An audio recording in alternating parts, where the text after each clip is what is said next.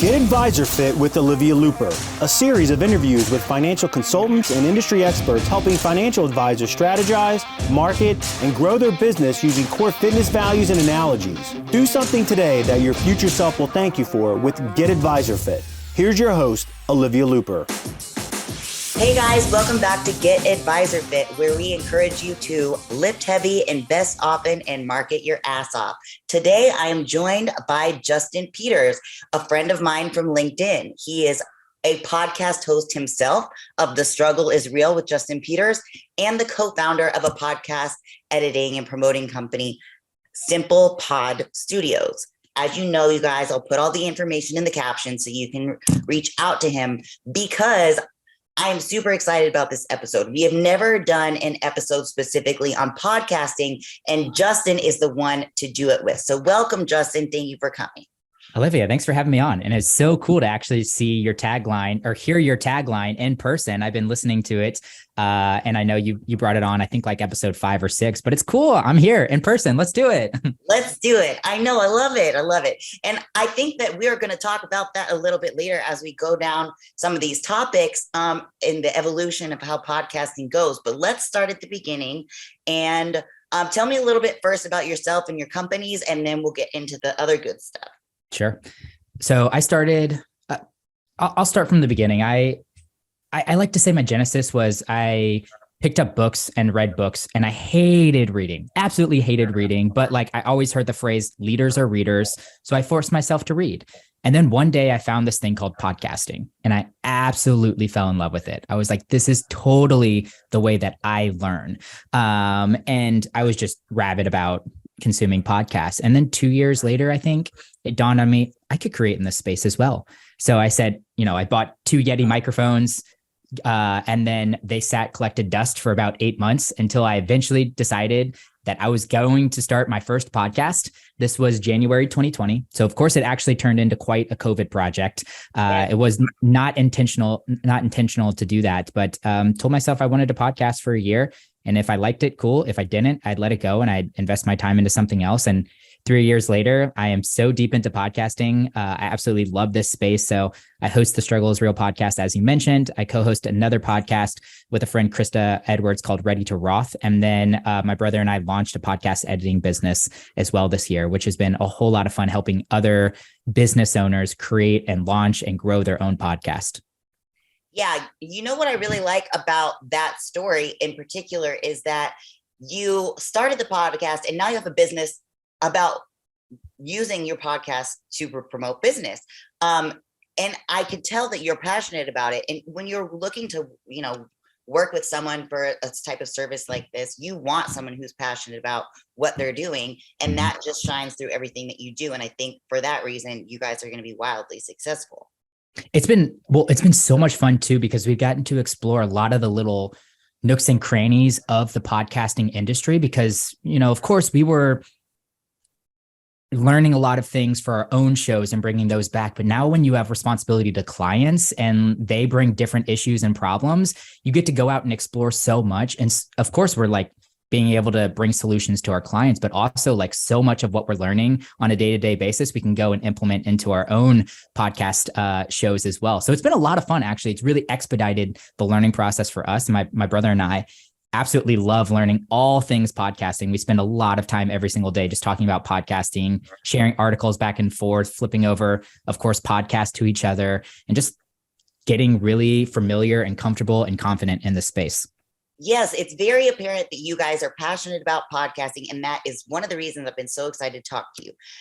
So let's just jump right in and tell me, do you think that podcasting now is too overcrowded or oversaturated for a new person to get started on their own? I think that's a really good question, Olivia, because I don't know if it's just me being in this world of podcasting or if everybody feels this way, but it seems like there is somebody new launching a podcast every single week. Like I've talked to so many people this year that have created a new podcast, but I'll counter that. Of course, the space is just blowing up on the creating side. There are lots of people entering this space, seeing podcasting as a really relevant medium that they can use as a marketing tool for their own business as well. But at the same time, the only reason there's so many people entering this space is because they're finding success through it and the explosion of podcast listeners as well. So I pulled some stats here. It's kind of fun. Let's see. I'll pull them up over here.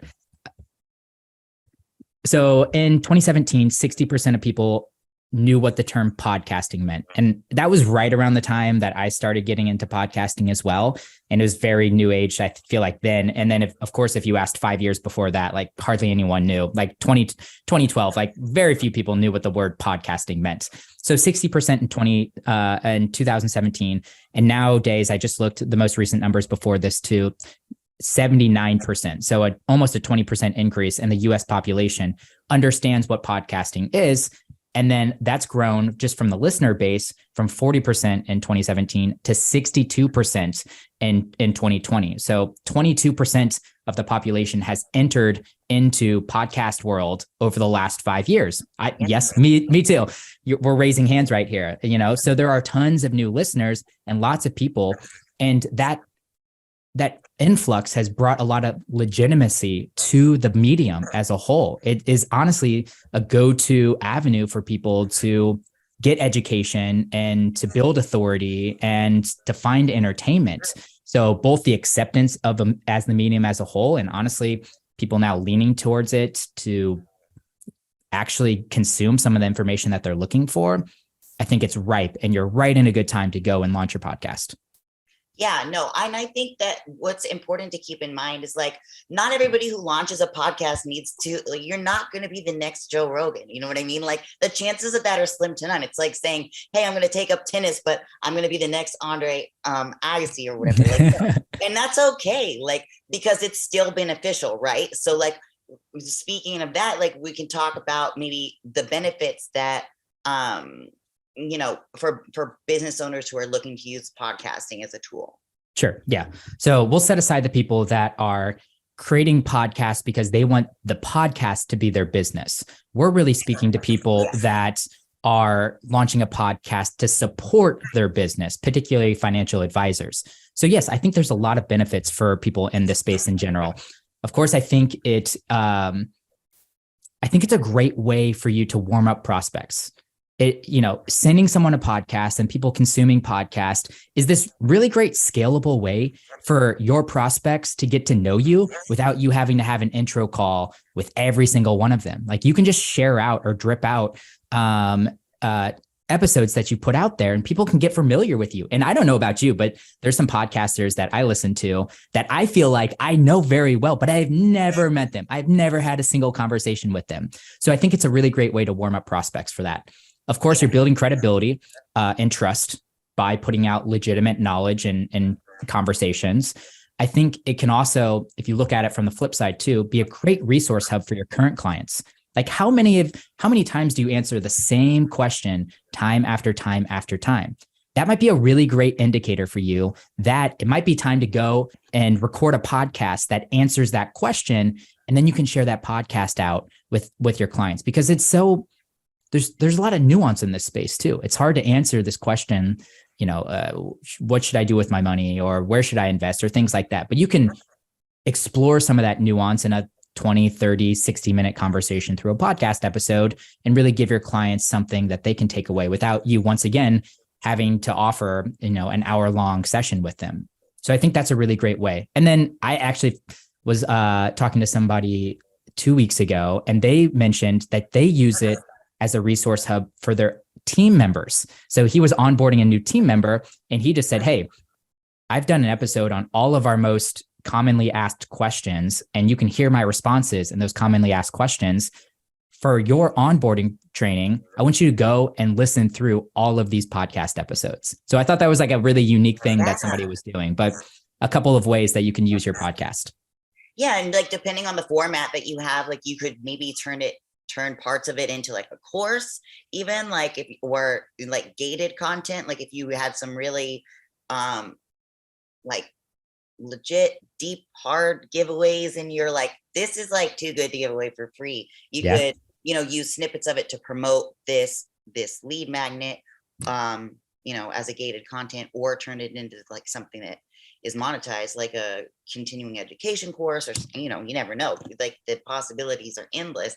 But in the meantime, you're covering all of these other benefits that you're talking about, like warming up, prospects, or allowing leads or prospects to self-select, like they watch your podcast. I mean, I'm sure there's tons of people who have come to my podcast and been like, no, that girl is a blocker, don't want to work with her. And that's cool. Like, I'm totally fine with that, because there's just as many people who come and say, oh my gosh, she's awesome, like I would love the opportunity to work with her one day. So you have all of these things that you can do with your podcast to help build your business, whether you have, so you don't need to be freaking out if you don't have thousands of followers and listeners. If you're doing the promotion on the, outside of the podcast, you can use it to generate revenue or train an employee, or, there are just so many different ways to leverage it. Leverage is the word I was looking for. And there's got to be tons of benefits for you yourself as well. I mean, the process of me recording 100+ episodes has been lethargic, and I don't have to hire a therapist now, but also it really helped me skill build. Of course, I really honed my craft of asking questions and being able to articulate some of the ideas that I had as well. And it helped me really create some focus on both on like what I was really passionate about, what I like to speak about, who I speak to. So, through this entire process, and many of us just kind of think out loud, podcasting can be a great modality for that as well. Yeah, I totally agree. I have learned so much from my guests, but also about things that light me on fire, like the topics that I come across that I'm like, yes, this is it. And I can just feel it like well up within myself. And I just want it to explode through the podcast. Like, this is the good stuff, guys. Like, come on, this is what you need to hear. And it's been really helpful for me in and going back and like retooling my marketing to really focus on these messages that I wanted to share. And I think that that's actually, in one way or another, how you and I got connected through LinkedIn, was because, I was working on my messaging, and it struck a chord with us, and we met, and now here we are. So it's like, can't say enough good things. Yeah. So let's open up that too. The other big avenue out there, or other big benefit of podcasting too, is just this built-in networking process that happens, especially if you're an interview-based show. All of the relationships that you're going to build over the course of building your show is incredible. Of course, clients and prospects, but all of these centers of influences, these people that we meet, these collaborators that we can continue to build relationships after we have had a conversation on the podcast. I mean, I've had multiple job offers. I've had speaking opportunities that have come through it. I've had best friends that have come out of them being on my show, and then us just continuing the relationship. It's really incredible. But I think it's a really great way too for you to just build in some organic networking. And of course, it's so much easier to ask someone, hey, do you want to grab a cup of coffee? Or, hey, would you like to come on my podcast, promote this thing that you talked about, and explore some of these ideas over here? It's a much easier yes, I think, on the other side to it, but gives you a really good opportunity to create and start a relationship that can blossom into more than just them being a guest on your show. Exactly. I mean, you never know what's going to come from it.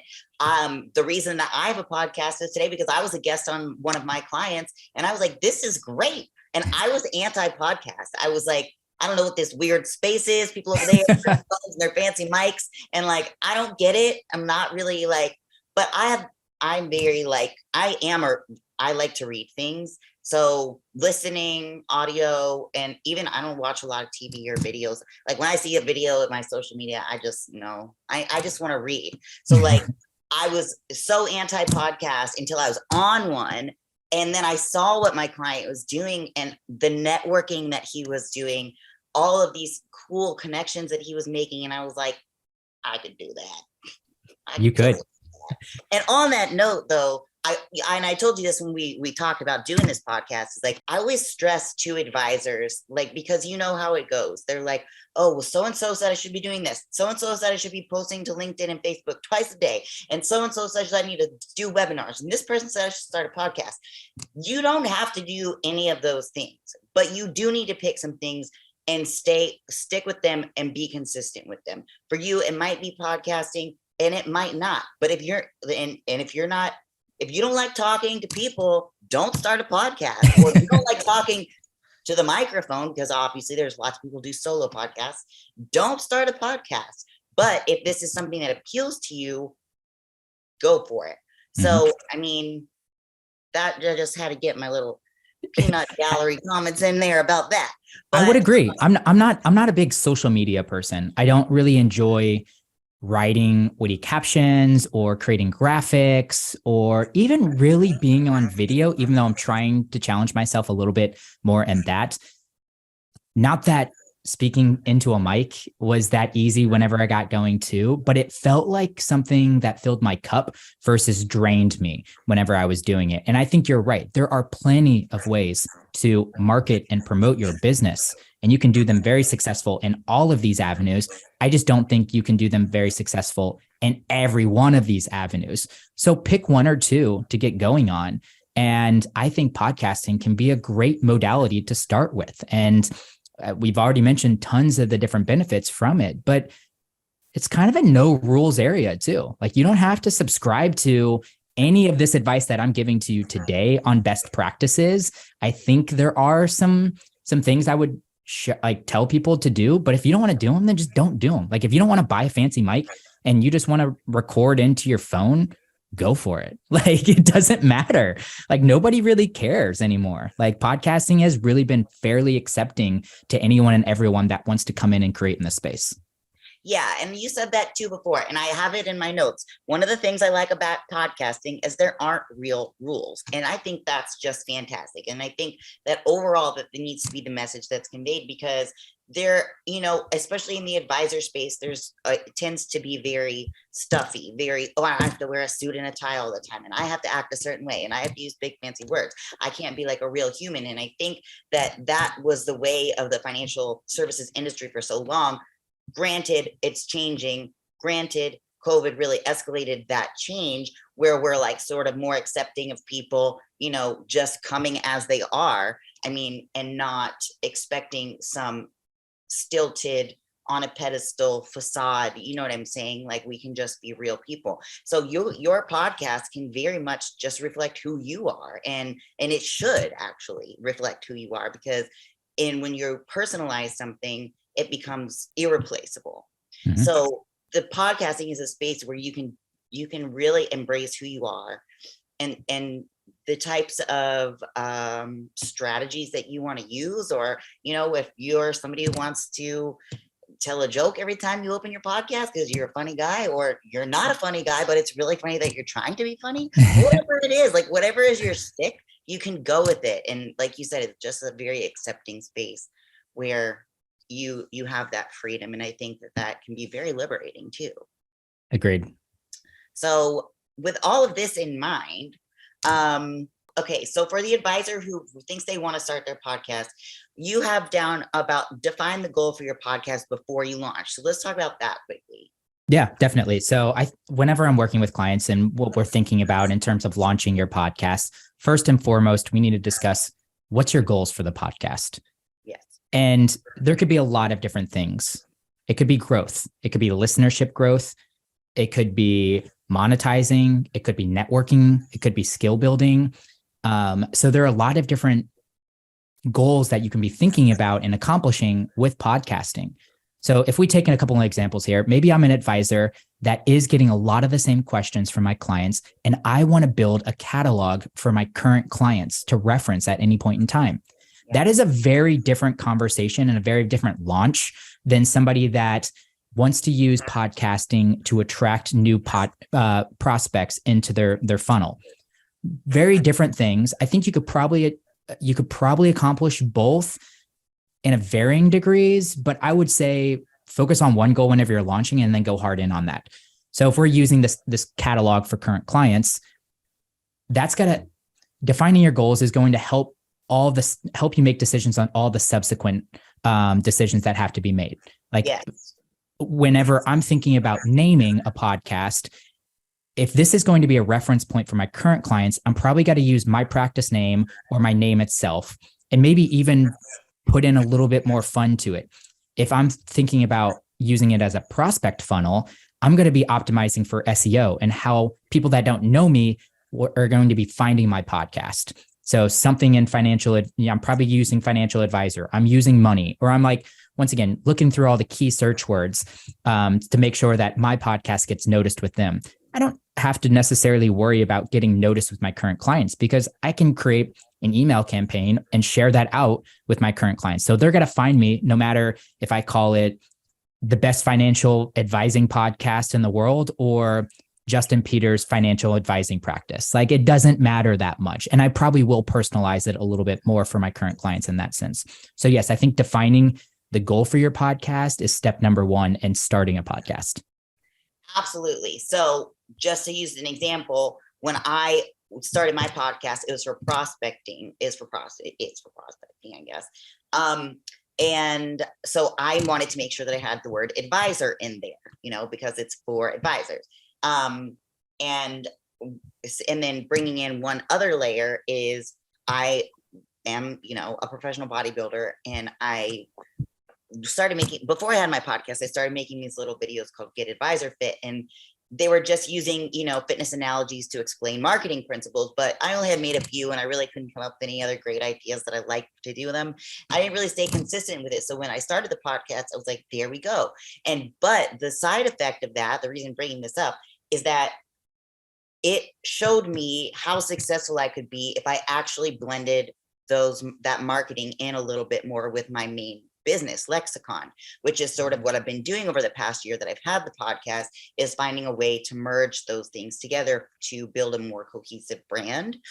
And it's gone really, really well because people are interested in these other little tidbits, right? Like they find that bodybuilding is interesting or whatever. So don't be afraid to set your goals, intentions for the podcast, but I guess it sort of always all goes around the branding too, because we were talking about naming, and weave yourself into your branding and into your podcasting so that you can attract the right kind of people. Definitely. And people are going to be interested in you as a person. I mean, you can have big name guests on your show, and that might help some new listeners funnel into the show, but people stay and continue to listen to the show, even if you are in an interview-based podcast, because of you as a host. So if you don't bring your personality and blend some of your interest into the show, it's always got to feel vanilla. And I think you did a really great job, both in the titling and your tagline, and even in some of your conversations as well, blending this fitness and this advice podcast as well, smashing them together and making it interesting and different in this space. So I find it, even your conversation with Colton recently too, I was listening to that one. It was so interesting listening him through his evolution of eventually catering towards tattoo artists. And now he can roll up the sleeves, and his literal tattoo sleeve can be shown because that's the kind of client he serves. He doesn't need to hide himself in who he is. When he was trying to serve this general audience of millennials, he really narrowed in and focused in and can bring his whole personality into some of these meetings now.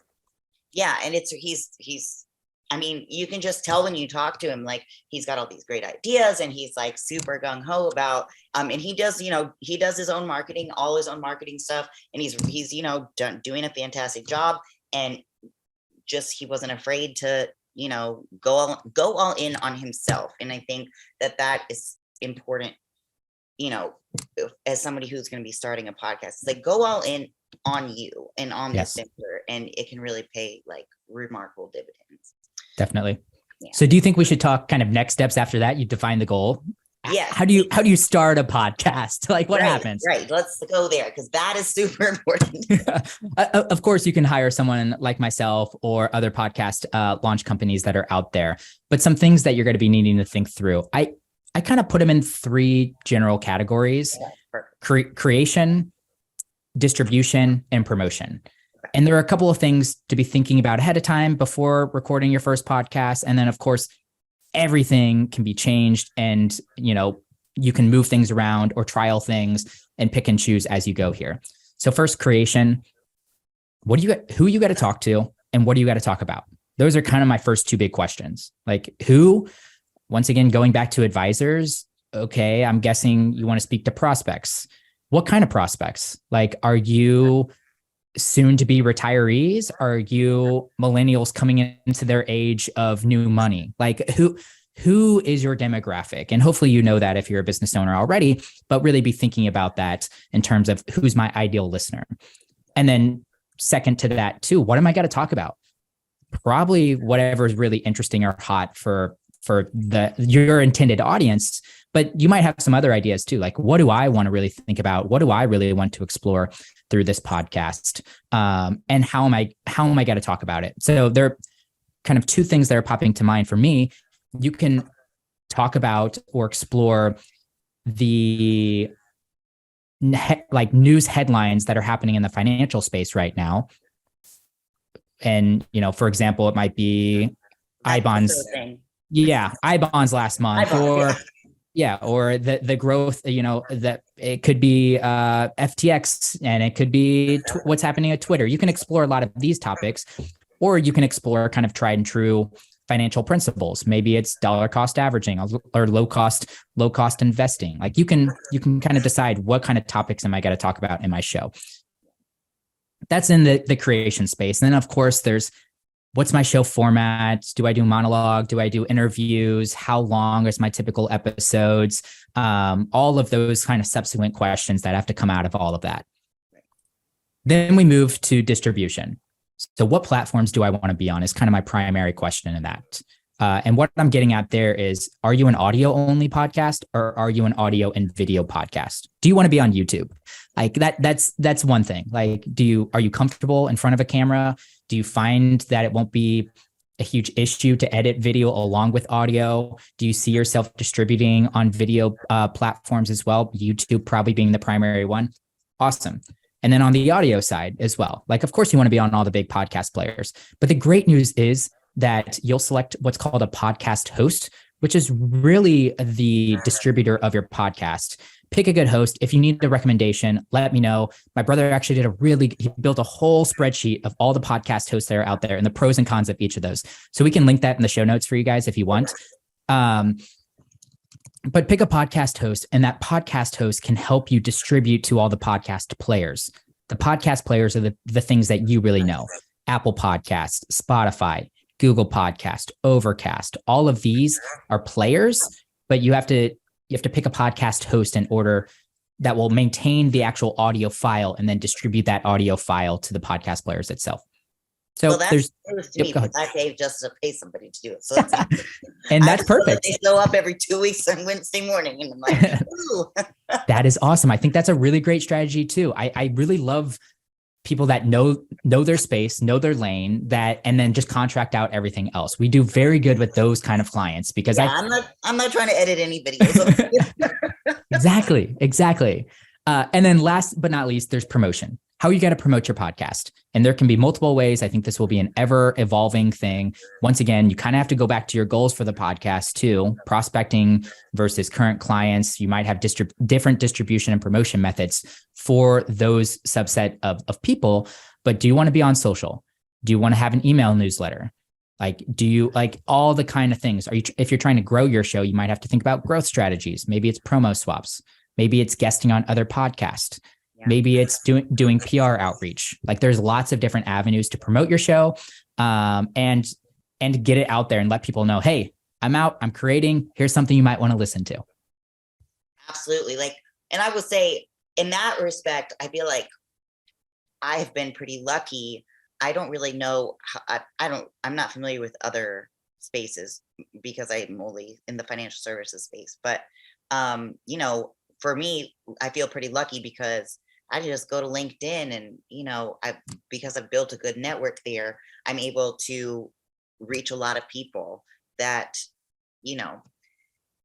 don't get me wrong. There's plenty of other things I could and maybe will, explore one day. But even if you aren't, I know I already said this, but I'm going to say it again because I think it's important. Even if you aren't, and this also goes back to the goals, but I'm going to finally say it. Even if you aren't pulling thousands of people, tens of thousands of people, or thousands of people into your podcast, it can still be beneficial. So just keep this in mind. I would 100% agree. Of course, it's always great to have more listeners, but there are different strategies for every single podcast as well. And some podcasts do very, very well with having 50 to 100 people listen to the podcast because it is the exact 50 to 100 people that they want to be speaking to. And, if you get, so a podcast listener on average is consuming about 6 hours of podcast a week. Imagine getting 6 hours of talk time with your ideal prospect. That would be incredible, let alone, 50 to 100, it could be 10. It could be 10 freaking people that are pushing through that. But of course, if it's your current clients too, maybe you're managing 40 to 50 clients right now. Like you don't need a super large audience for that. You just need to know all of your clients so well that you know that they're going to tune into each and every episode because that is the exact question that they wanted answered. So yeah, I think there are multiple strategies with it. Don't get tied up on how big your audience is. If it's one of your goals, we can talk about how to grow your podcast for sure. But at the end of the day too, do it for you. Right. Okay. So then, I'm sorry, I think I interrupted you. So we got the creation, the distribution, and the promotion. Yep. I think that I interrupted you in promotion. I don't know if you had I think that was it. No, there are lots of ways to promote your podcast. That's pretty much what I was getting to. Pick one or two methodologies for it. Gave it a try. Yes, absolutely. And like you said, if you have an email list, always update your email audience. Hey, new episode is live. Or if you don't know, you're like, oh man, I've committed to sending, one email a week to my XYZ list or whatever. And I'm like, I don't know what to write about. Okay, guess what? You have a podcast. You have a whole content worth of library Yes. worth of content that you can share at any given time. And I actually just did this like last week. I think I wrote about, I think personally that Q4 is a great time for advisors to update their bios so that it reflects who they're serving, what they're doing, make sure it's not boring and all of these things. Like it's like all updating beneficiaries almost. So you should do it once a year. Go in and make sure it's still relevant. So I was like, oh, wait, hey, I talked about this on one of my podcasts. So what did I do? I turned my little social media caption into an email and I sent out a podcast that I'd already done, back 6 months ago or something. So they're, promote your new ones, but also don't forget to push out some of your old stuff because people they don't remember, and B, they don't always get a chance to watch it the first time. So don't be afraid to resend out old stuff. Yeah, I love podcasting for that one reason. I mean, you are creating evergreen content. If you're tackling relevant news, it might drop off a little bit more, but if there's a lot of tried and true and through, my backlog content from The Struggle is Real is about 30% of my downloads. So these are things that I put out 12 months ago, and they're getting 30% of the listens that come through on a month-to-month basis. Tell me how many views you're getting on social media post a year ago. Probably very little, if any, at all. So I really like it for that reason, is that you can create this content and it will continue to pay dividends. But also, as I think you're alluding to here, you can break that podcast episode down into 10 to 12 other pieces of content if you have the right partner in places as well. So there are, of course, all these little snippets that you say, some of these best phrases, 20 to 30 second phrases that come out. You can use those on the video side or just create an audiogram for it. You can turn them into quotes and use quote pages for it. You can create an infographic that supports the podcast or the topic that you're talking about in your podcast. You can turn it into an email. You can turn it into a blog post. There are so many things you can do with one podcast recording. It could be 12 plus, and then you can just go and recycle it again a year from now too, because once again, what you were talking about back then, still probably relevant. So for example, I just reposted, I did a conversation in January, and the title was How to Talk Politics and Religion Without Killing Each Other. And I was like, you know what? That's probably a really relevant topic this week, which we're recording in, and that's Thanksgiving week. People are going back home, probably talking about religion and politics with their family members. So I just reposted that. And of course, it got a bunch of clicks and plays. Like, it's that simple. Perfect. And another thing that I think too, just a little side note, if you have a podcast, you can transcribe it and post it with your video or with the links to your podcast. and put it on your website. And so that it will help improve your SEO and it'll pick up on some of those keywords you talk about. And that's something that's like no extra effort. Just send it to rev.com or one of these things, make sure there aren't any typos, post it as a new blog. Done. Yep. Yeah, I get a lot of people that don't really necessarily love to write, but then their website will look pretty bare and they don't have all of these keywords for SEO optimization. So yeah, we love to transcribe for our clients because you just add another 10 to 30,000 words on there. You're picking up a lot of great things. You're probably talking about relevant topics that you do want to be optimized with inside of these search engines. So I think it's a great idea for that kind of stuff too. And then of course, backlinks, if you're guesting on shows or having guests on your shows too, you're usually sharing links through show notes and whatnot. It compounds pretty quickly on itself. Yeah, no, that's an excellent point too. When you put it on your website, you get those backlinking authority for, the people that link, if you have a guest or whatever, and they link it back to you. And so these are all just, easy little things that you can do with your podcast to just, improve a lot of other areas too. So that's good. So we've got goal setting for your podcast. We've got content, distribute, and promote. So basically how to get started. What about two more things I'd like to cover before we go. Startup mic recommendations and good place to find guests if you don't already have some in mind. Nice. Let's get into like some real tangibles now, I think. So yeah, startup mic recommendations. Don't be overwhelmed with a mic. If you're unsure right now, see if there's anything that you can use in your house. Like for my gamers out there, gamer headsets can work fine for your first few episodes. But then I would encourage you to make a small investment. It's $100 or less, honestly, in a USB microphone. Super easy to set up. Right now, I'm speaking into the Blue Yeti. This is a very popular, very reliable mic. I've done over 100 episodes with this mic, actually. And the great thing is you don't need this audio interface over here and have to figure out all these technical things. If you know how to plug in a USB into your laptop, then you're good to go. There are a couple of fun things here. There's the volume, which is literally the volume that you hear in your headphones. And then we're gonna turn this around. You guys are gonna hear the difference in the actual tone right now of it. But there is two other buttons on the backside. The pattern, which is really just for these Blue Yetis. I'm speaking into the front now. You can probably hear that. And then it can be omnidirectional, so it can pick up sound from all different directions or bi-directional too. So the back and the front can also play. So if you're having a in-person interview, you can set this in the middle and switch the pattern. So that's easy. Just Google it real quick, just Blue Yeti patterns. And you can figure out which one that you're supposed to be on. And then the gain. The gain is essentially the volume, is how loud you're coming into the mic on. So figure out a good volume range with inside of there. If you need some help, reach out to me. I can tell you, but I always tell people caution on the lower side because you can always turn the volume up. But the problem is you can't turn volume down. If you get too high and peaking, it will what's called clip the audio, and it will sound really bad because then it automatically clips things and then you sound robotic because it's not picking up the top peak of your volume or your voice. So yeah, easy things to do, but USB mic, pick that first. Blue Yeti is a great recommendation. I also have an ATR 2100. So Audio Technica or the Blue brands out there, find one. They're less than $100. Right. I usually use mine when I'm at home, but we're on vacation for Thanksgiving, so I don't have it with me. But mine was less than $100.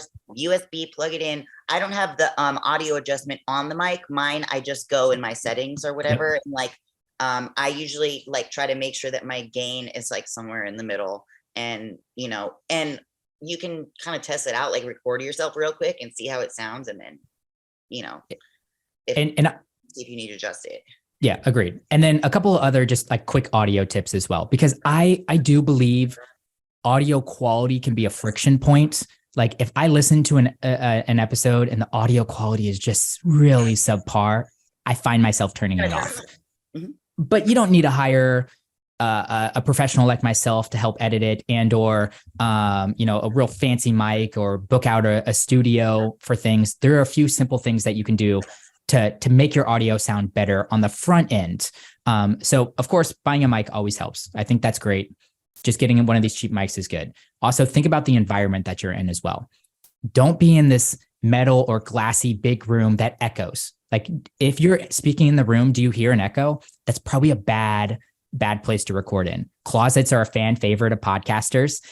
There's a lot of cloth in them, of course, because all the clothes is sitting around, and that absorbs a lot of the sound and reduces the bounce and the echo that comes in on this. So smaller rooms, good cloth. I'm in this room right now. I put down a rug. I have sound panels in the back of me here, which I don't think are necessary. But if you got rugs, carpet, there's a couch that's behind me. All of this starts to absorb some of the sound. So I think that's great. If you're like you're in a weird environment because you're out vacationing for Thanksgiving right now and you're at your in-laws, another good tip too, grab all the pillows from in your house and just drop all the pillows in the different corners of the house. That reduces a lot of the bounce that's coming as well. So remember that next time. yeah, that could be a great, like, oh crap, like I don't have a good room to record in right now. Go grab all the pillows. Like I said, throw them in the corners. So that's solid. A couple of other things, wear headphones. This avoids what's called bleed. So if you can, like, you'll be able to hear somebody else speaking, and that the mic will pick that up from your computer. So that's really, it can be really annoying and distracting for listeners. So just wear headphones. You don't need anything fancy. Honestly, a lot of times I just wear like my Apple earbuds whenever I'm recording. Right now I have my podcaster headphones on though. And then last easy tip thing that you can quickly change to, recording on 2 tracks. So we're recording in Zoom right now, but there's also something called Zencaster or Riverside. These are 2 very juggernaut video and audio recording platforms in the industry. But even if you want to record on Zoom because you're just familiar with it, there's a setting, just Google it, audio tracks for separate speakers. Google that for Zoom and you'll figure out how to download and get separate audio tracks for each of your speakers. That is great because when you're editing then, and there's a bunch of noise from one speaker, but they're not talking, you can just clip all of that and reduce it all down. So it's really great. It helps with the editing piece to it. And then you can, if you do start to learn some of the audio engineering aspects, it's really great to have 2 separate audio tracks because I'm guessing you're recording in 2 different environments, and the low hum background noise that's happening in your environment versus my environment are very different. Yeah. I never thought about that. But your editor would love it though. So if you continue to record on Zoom, he's gonna watch this and he's gonna tell me what. He'll probably tell you. He would probably prefer 2 tracks if you can give it to him. I guess we'll find out.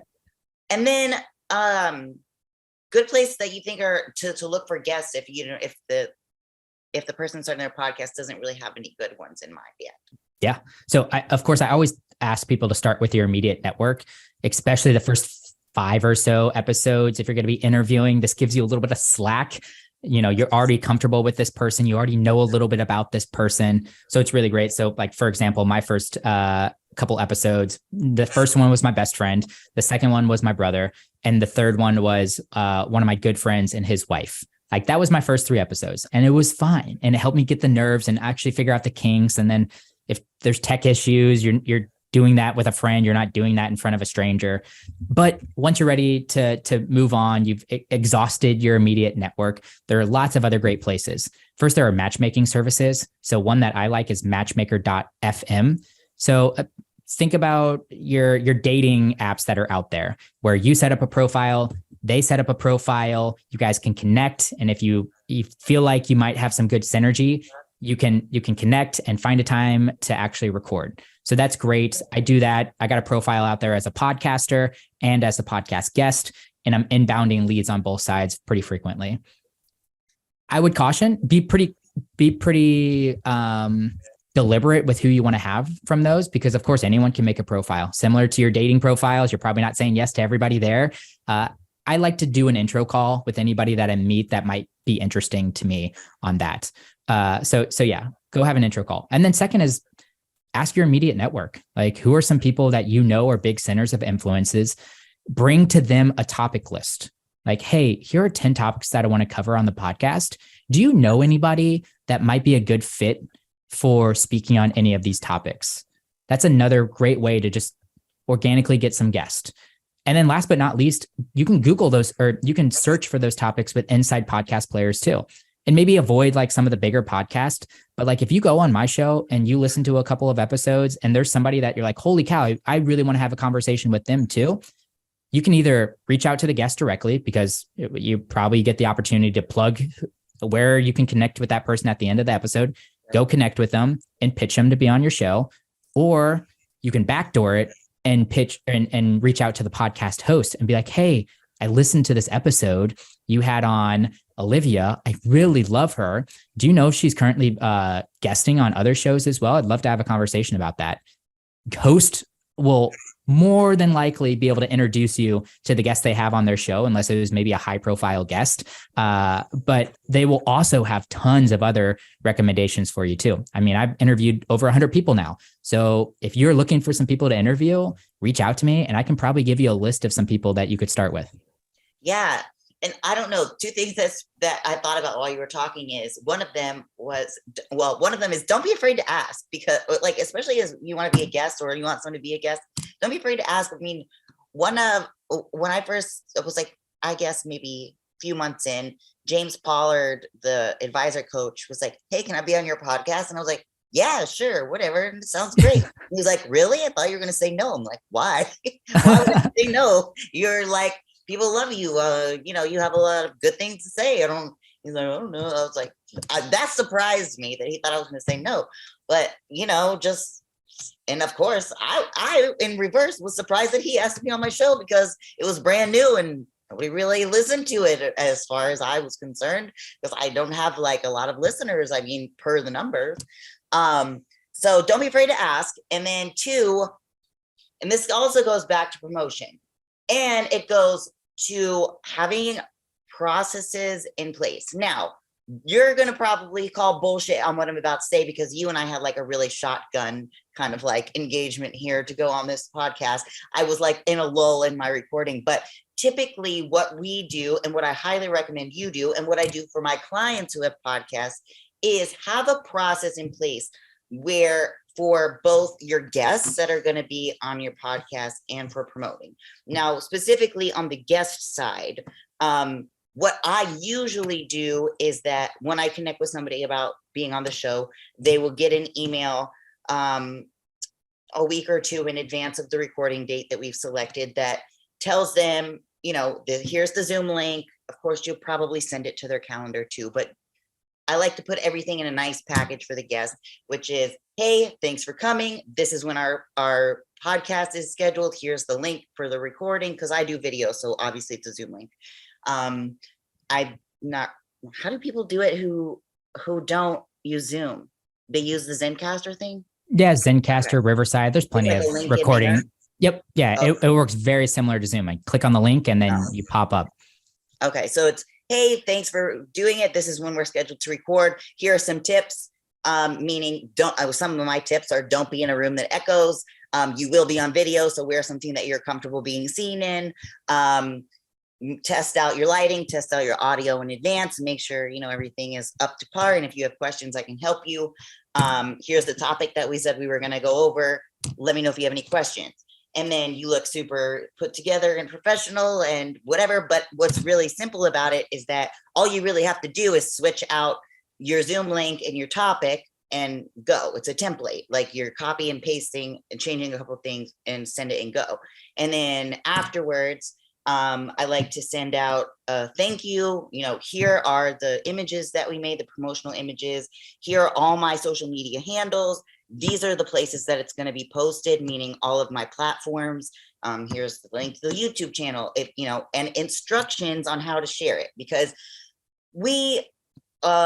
our generation and younger, I feel like, can figure it out, but some of the older generations aren't as keen on figuring out how to like tag people and do the whole social media thing. So what we provide is like, here's how to do it. If you wouldn't be so kind as to share it so that we can, everybody in our networks can see the awesome stuff that we talked about. Here is even a swipe copy. So I provide an email template for the guests to use if they're not familiar with promoting themselves. All they have to do is copy and paste the template that explains that they're on my podcast and what we talked about and how to find it. Because that makes it, I mean, people are more likely to do things the easier you make it for them. They're either super motivated and they do it themselves, but if they're not, then you've made it super simple for them to share it with their people. And people really appreciate that, especially ones who aren't as familiar with how social media works. Having some guidance on what to do with all of this stuff that you're sending them. And they love it too, because now they have some built-in content that they can share, because they're also on the back end being like, I just put all this time and effort into a podcast. And of course it's got to be listened to by the Get Advisor Fit listenership or viewers. But at the same time too, you can help them have 4 or 5 more posts that come out after it. Maybe the blog is here and you can share the blog out. You tag them on all of the things. You share out all the graphics that you do. I have a very similar approach as well. It's like, on publish date, here's the Google Drive. Here's the copy that you can use, or here's a couple of other ideas for the copy. Here's all of my tags. Here's all the graphics that you can use.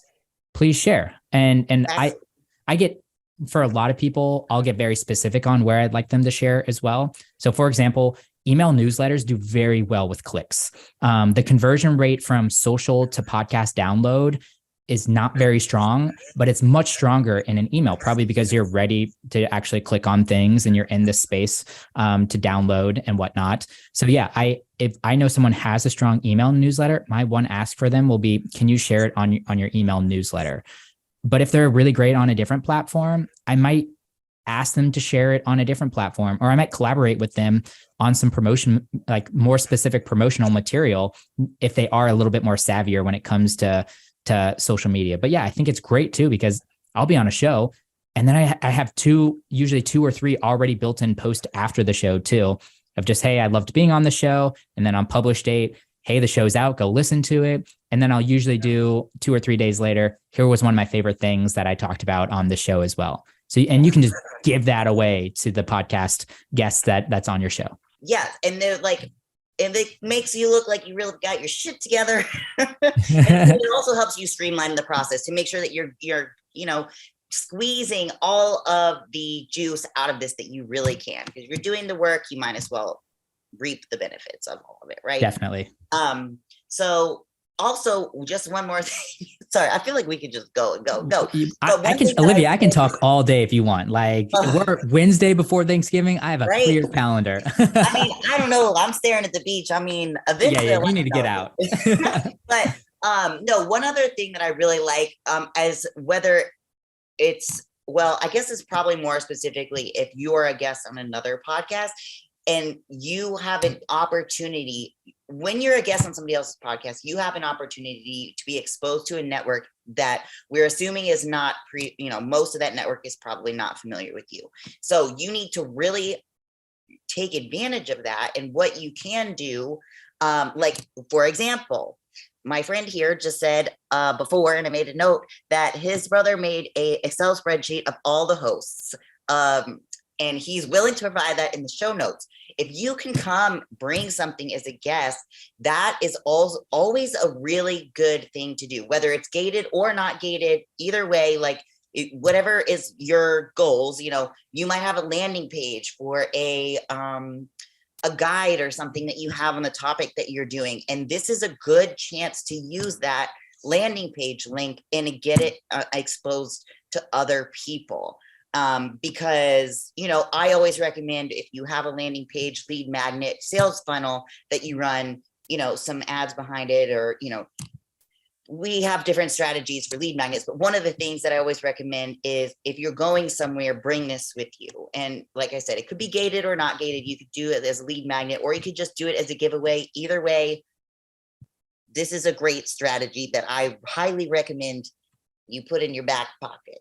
Make a couple digital assets that you can share like that, and you're adding value right away. In addition to what is actually in the show, there's a takeaway. People love that shit. So, and you should bring that into your own show as well. Like, don't make sure that your podcast is in your ecosystem of your business marketing strategy as well. So work with the marketing company or yourself or your podcast production editor, and make sure that it feels coherent, the message that you're sharing across all these different platforms.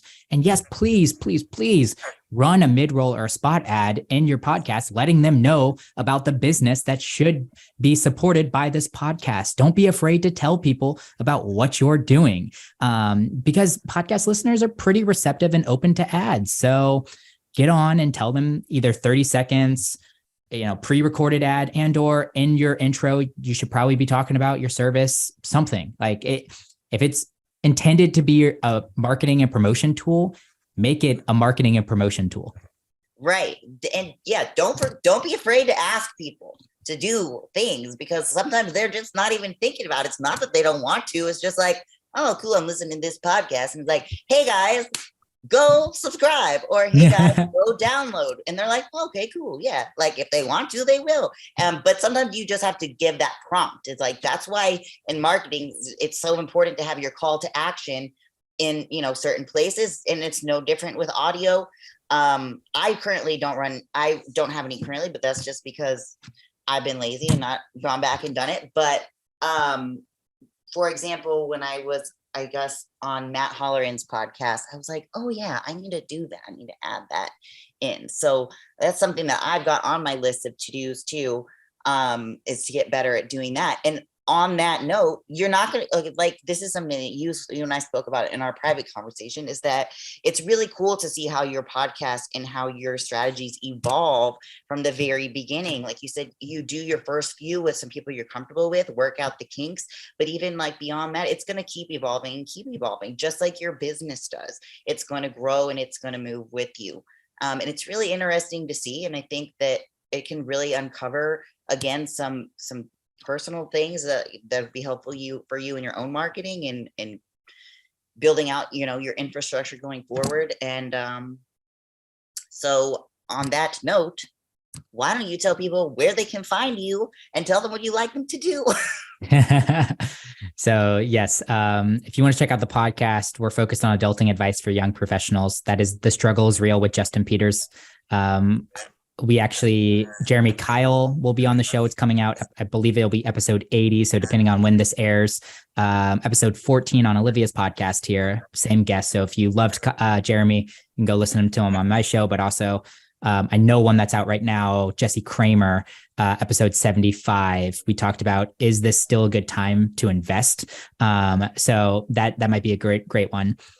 On the podcast editing side, SimplePod Studios, reach out to me, connect with me on LinkedIn, Justin Peters on LinkedIn there. And if you can't find me for some reason, just reach out to Olivia. She knows how to get a hold of me. Right. And I'll be putting all of this information in the show notes where mine is as well. Most of you, if you've listened before, know we're at lexiconcontentdevelopment.com. But I spend a lot of time on LinkedIn under Olivia Looper, and also Instagram and Lexicon Content Development. Yeah, this has been amazing. I think this is going to be a great starting point for anybody who wants to start a podcast, so there's great information in here too for people who already have one. And those are some of the tidbits that I'm going to be able to pull out and share with everybody to just show them how great this whole conversation was. Yes. So thank you. It's good stuff for newbies and those who are already in it. We'll have to do this again soon. Anytime, Olivia. I'm happy to hop on a call and talk podcasting with anyone and everyone. I loved being on the show. Thank you so much. Anytime. Happy Thanksgiving. Yes, you too. Thanks for listening to Get Advisor Fit with Olivia Looper. To learn more about Olivia and how her firm, Lexicon Content Development, can help you, visit lexiconcontentdevelopment.com. If you want to reach out to Olivia on LinkedIn, you can find her at Olivia Looper Lexicon. And if you'd like to follow Olivia on Instagram, you can find her at Lexicon Content Development. Till next time.